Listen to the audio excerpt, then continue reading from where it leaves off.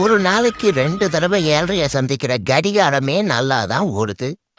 30 வருஷத்துக்கு ஒரு தடவை வரும் 7:30க்கு பரிகாரம் தேடி ஓடுறோம். என்ன வாழ்க்கடா!